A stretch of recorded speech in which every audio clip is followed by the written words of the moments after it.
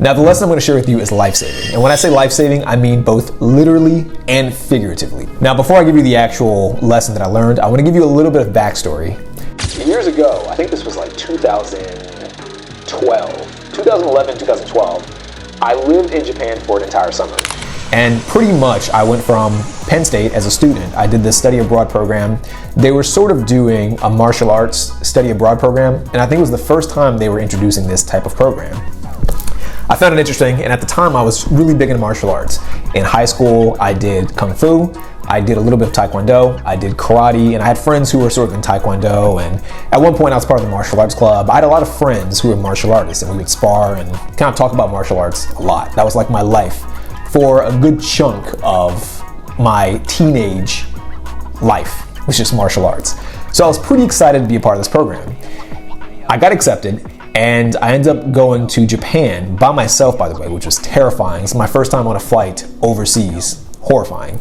Got lost, actually. I'll share that in a different video.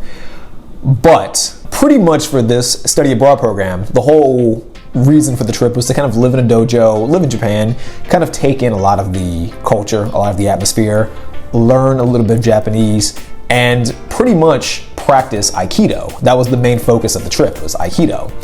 Now, just to kind of throw this out here, I suck at Aikido. Aikido is not a martial art I am good at picking up on. I was good at picking up on Kung Fu. I was good at picking up on karate. I was decent at picking up on like Muay Thai and like Taekwondo stuff. I don't know, something about grappling. I suck at grappling. So I was horrible at Aikido. Anyway, to be honest, nowadays, like most martial arts, I'm just horrible at. Like I don't practice. I stopped practicing in college, which was like decades ago. But anyway, we pretty much lived in a dojo. I forget the exact city it was in. It wasn't too far from Narita, maybe about 30 minutes from Narita. And really, the guys lived in the dojo and the women lived in sort of a house that was next to the dojo. The house was, of course, more comfortable, and the dojo was not very comfortable. It was just tatami mats. It was kind of like a small cot that we slept in, like a sleeping bag almost, but not nearly as comfortable as an actual sleeping bag. It was very cold at night, and I remember I'd wake up at like 4 or 5 a.m. dreading the bell that we had, dreading the alarm that we had. And so our alarm at the time, because this is 2011, we weren't allowed to have our phones because you're a student training in a dojo in Japan.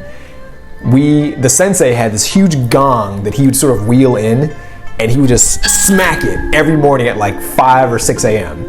And the moment he smacked it, you were not allowed to doze, you were not allowed to hit the snooze button, there was no snooze, none of that. You had to wake up, you fold your sleeping bag, you put it away, you sit, and you get into a meditative stance, kind of a meditative position. And that was essentially the start of the day. And then when he heard that, some of the girls would hear it from their house and they'd come over, and that was sort of the beginning of our training session. And I think that would usually begin at 6 a.m. We'd meditate for about an hour or so. Very upright, sturdy position. You were not allowed to bend over. You were not allowed to fall asleep. You were not allowed to drift off. You just had to remain in an upright position exactly like this for about an hour. And then once we did that, we had training for about an hour or so. And then we would clean up, then have breakfast. And then depending on the day, we had different things we'd do.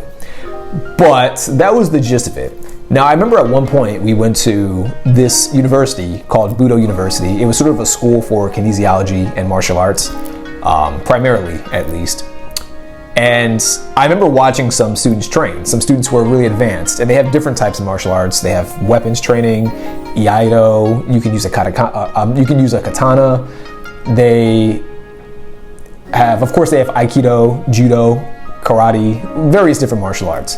And we also lived there for a little bit as well. For about a week or so, we lived on campus.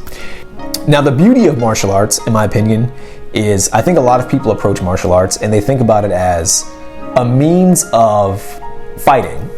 And I think that is true to an extent. Of course, it's a way to defend yourself.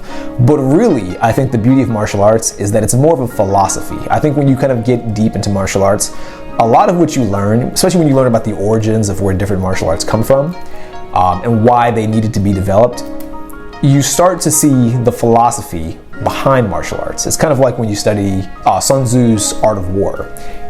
A lot of combat, a lot of violence, a lot of strategy is philosophy, really, when it comes down to it, at least in my personal opinion. So I remember one time, it was one night, and we had just gone out an entire day. We were kind of watching different students, advanced students at Budo University fight. And I was asking my sensei, why he got into fighting, why he got into Aikido and different martial arts. And long story short, we kind of got into a conversation about the best way to defend yourself. And to me, the thing he told me was super thought-provoking and super enlightening, and it's something I wanted to share with you, and I think it's something that a lot of people would benefit from hearing, which is why I'm making this video. And so what he said to me was, martial arts is not the best way to defend yourself in any situation. And if you are a martial artist, I'm sure you know this firsthand, every system is doomed to fail under the right circumstances. There's no best martial art, there's no superior martial art.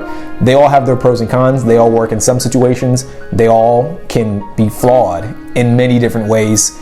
And in the reality, in the real world, stuff just happens. You can be a black belt who's been training for 30 years, some guy can sucker punch you, it makes no difference, you might go down. So he said to me, really a lot of people look for martial arts as a means to defend themselves, when in reality, the one true way to defend yourself from any negative circumstance is to just be more proactive. And I thought this was so interesting. Just be more proactive. To this day, I still think about that, especially in the modern era where there are some people who kind of see themselves as victims, especially victims of, say, crimes or victims of any violence or abuse. I often ask myself, could your situation have been predictable? I bring a lot of this up because I feel like in the modern era, a lot of times I see people who are victims of things, and I'm not trying to make this political. There are people who are victims, and it's completely random. It's something that cannot be preventable. But I personally believe there are lots of people who are victims, and when you really sit there and look at sort of the timeline of how they became victims, you sort of see that the outcome could have been prevented. So here's an example.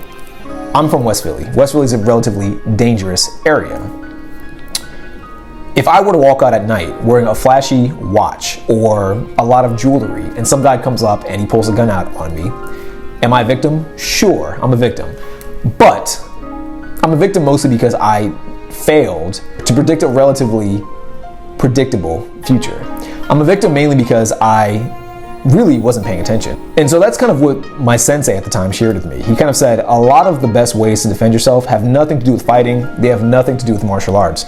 Really what it comes down to is, are you able to relatively predict the future? Are you able to be prepared? Are you able to see circumstances before they affect you negatively? So that's sort of my take on this topic. And I think you can extrapolate that point to not just violence. So really the overall takeaway I want to show you through this video is, in life, it's best to be proactive. It's best to be proactive not just to avoid physical danger, but it's best to be proactive to avoid danger in life as a whole. It's best to be proactive to avoid financial danger, financial negative situations. It's best to be proactive to avoid negative relationship situations. It's best to be proactive to avoid negative health situations. Being proactive in general is always your best strategy. So hopefully this has been an enlightening lesson to you. Hopefully this is something you've never heard before, or sharing something that's thought-provoking or interesting. Let me know what you think about this video, and let me know what you think about these types of stories. If you're interested, I got tons of stories just like this. Super happy to share them. I think many of the stories I share, I plan on sharing at least, they have a lesson tied in that I think someone could benefit from immensely. So let me know if you want me to share more of those. I'll be happy to do so. Like the video if you did like it. Please comment below. Let me know what your favorite philosophy lesson is, or if you have experience with martial arts, what your experience is. Did you feel safer after being a martial artist? Did you do martial arts and realize that, it's super easy to still get knocked out or to still get in fights or whatever? I'm curious. Let me know what you think down below, and I will see you in the next video. Peace out. Bye.